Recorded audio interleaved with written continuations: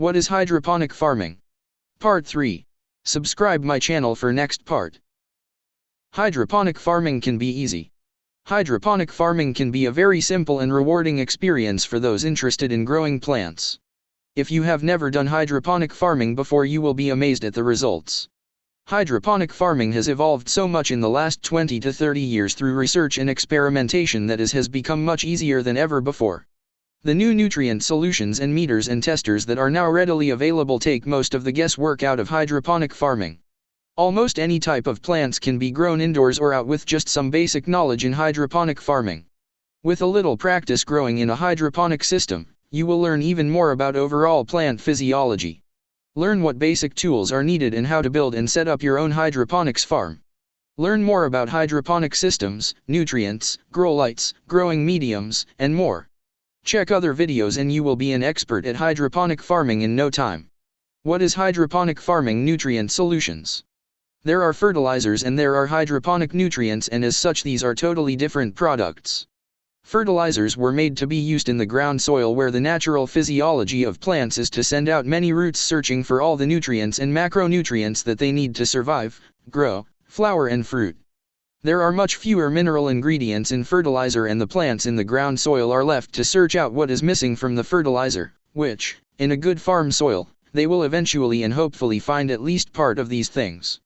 At least this is what every soil farmer is wishing will happen. Unfortunately, this is not always the case. Many plants grown in soil never reach their maximum growth or production capabilities because of what they are lacking in certain nutrients because of poor soil conditions. This, combined with a shortage of oxygen and carbon dioxide in the soil, just adds to the detrimental effect on the plants. This is not the case in hydroponic farming. Check other video because hydroponic farming and hydroponic nutrient ingredients make them so different from fertilizers.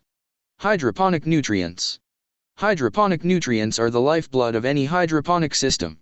If you look at the product label for any regular fertilizer, you will see a list of ingredients by the percentage of each ingredient in each container. The NPK is always listed first. This is the nitrogen, phosphate, and potassium in the fertilizers, which are the macro elements. Read a little further and you will see the minor elements, which if you are lucky are only about 6. Some have even less. Let's make our own 24-8-16 as an example. This is a very good fertilizer. The analysis says it has 24% nitrogen, 8% phosphate, and 16% soluble potash as the macro elements of this fertilizer. The minor elements we can add is 0.02% boron, 0.07% copper, 0.15% iron, 0.05% manganese, 0.0005% molybdenum, and 0.06% zinc. This gives a total of only 6 minor elements in this fertilizer, and the plants must search out and find everything else that is missing here that they need to grow, flower and fruit. Almost every fertilizer on the market is blended this way with variations on the amounts of the different elements, but almost always with the missing elements that plants really need. They are just not complete. Hydroponic nutrients versus fertilizers. Hydroponic nutrients are quite different from regular fertilizers, and here is why. There are 16 to 20 elements that are generally considered to be essential for good plant growth.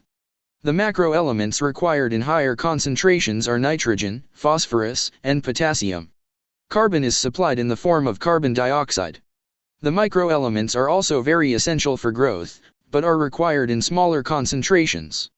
They are iron, chlorine, manganese, boron, zinc, copper, and molybdenum. Certain plant species may need other elements for good growth, such as silica, aluminum, cobalt, vanadium, and selenium. Having said that, it is important that all plants, not just in hydroponic farming, receive all the elements needed for optimum and proper growth functions, including leaf, flower, and fruit production. Most of the nutrients and fertilizers available on the market today are lacking much of the elements that plants need to optimally thrive.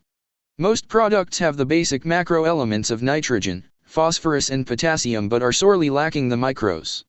Some may have as many as 8 or so total elements, which is only about halfway there. A good hydroponic nutrient solution with secondary elements like calcium and magnesium and the proper amounts of trace elements like cobalt, chlorine, molybdenum, zinc, iron, and manganese will get you through all stages of growth. In hydroponic farming, during the different stages of plant life, you are able to adjust the different nutrient levels needed at different times to optimize your growth, flowering and fruiting stages. Some organic hydroponic farmers can even use organic hydroponic nutrient solutions such as this earth juice. This is one of the organic nutrient solutions specifically designed to use in hydroponic farming. This is the bloom formula. They also have a great grow formula available for the vegetative growth stage of the plants. During the vegetative growth stage, most plants need higher amounts of nitrogen. There are also many very good hydroponic dry nutrients on the market designed for many different types of hydroponic crops. If you will be using hydroponic dry nutrients, go to our hydroponic plant growing data to learn more about specific dry hydroponic nutrient formulas. Other helpful information about specific hydroponic plant pH, hydroponic nutrient strengths and more can be found there also. There are so many different hydroponic nutrient solutions out there on the market that it is mind-boggling. It seems there is one product for this and another product for that, and it can be very confusing. The main thing to keep in mind when choosing any hydroponic nutrient product is to read the label and know what it was designed for. Is it high in phosphorus for blooming? Is it high in nitrogen or low in nitrogen? How about the potassium level in the product? Most importantly, does it have all the minor elements in it and at the right levels? Some cheaper formulas may not be so cheap in the long run if they deprive the plants of the needed micronutrients. Read the labels and ask questions. A good hydroponic salesperson will know if it is the right product for what you are growing. They get lots of feedback from their regular customers on the products also.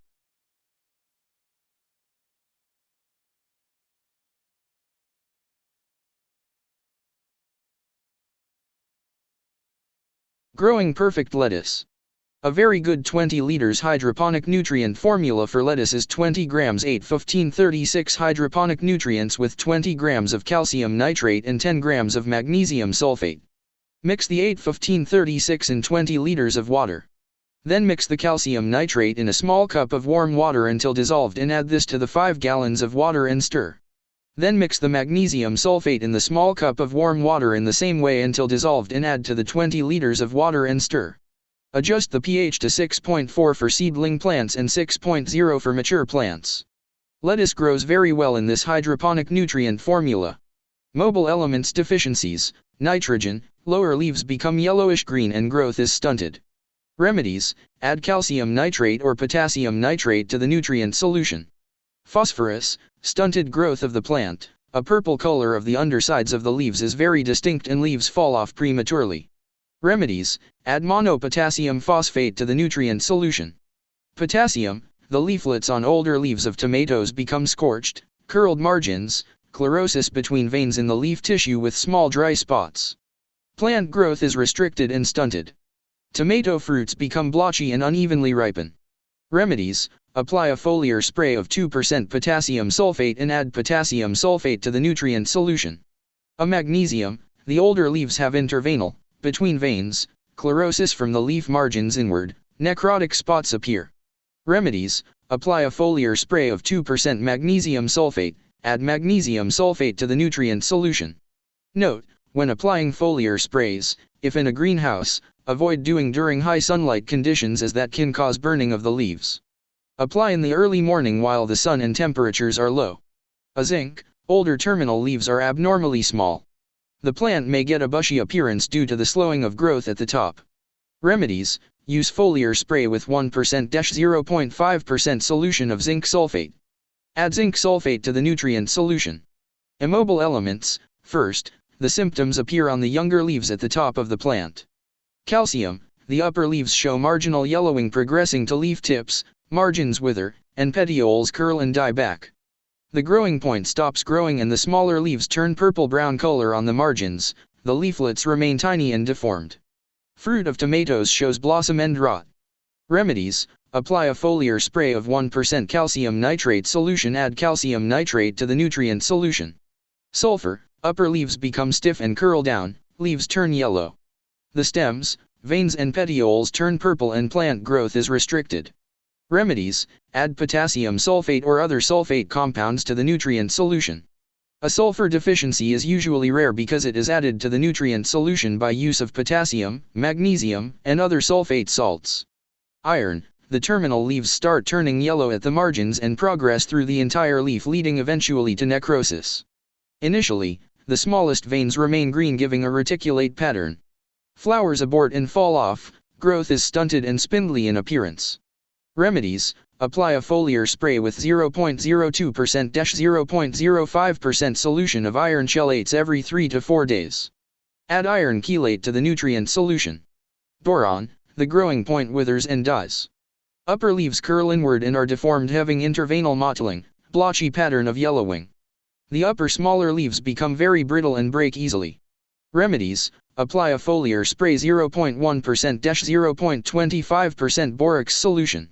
Add borax or boric acid to the nutrient solution. Copper: young leaves remain small, margins turn into a tube toward the midribs in tomatoes, petioles bend downward, and growth is stunned to get a bushy appearance of the plant at the top. Remedies: use a foliar spray of 0.1%-0.2% solution of copper sulfate. Add copper sulfate to the nutrient solution. Note: whenever applying foliar nutrient spray, apply it first to a few plants and wait to apply it to all plants for about a day to be sure that no burn occurs from the spray.